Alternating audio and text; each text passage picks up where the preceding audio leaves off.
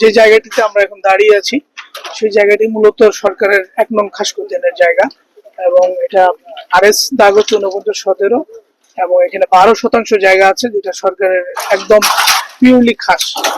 এবং ইতিপূর্বে এখানে অবৈধ স্থাপনা তৈরি করা হয়েছিল। ইতিপূর্বে আমরা বিভিন্ন অ্যাকশনে গিয়েছিলাম উচ্ছেদ সহ। নতুন করে আবার এই ঈদের ছুটি চলাকালীন একটি গোষ্ঠী এখানে স্থাপনা তৈরি করছিল। সেই সংবাদের ভিত্তিতে আমরা এখানে আজকে এসেছি এবং এখানে দুটো টিন শেড পেয়েছি, টিন শেড সহ কিছু ওয়ালের মতো স্থাপনা পেয়েছি। আমরা সেগুলো উচ্ছেদ এখনো চলমান। আমরা এখানে উচ্ছেদ সম্পূর্ণ করে এখান থেকে স্থান ত্যাগ করব। কত লক্ষ টাকা জায়গা হিসাবে আমি যদি বাজার মূল্য হিসাব করি সেক্ষেত্রে 3 কোটি বা 3 কোটি প্লাস মাইনাস হতে পারে।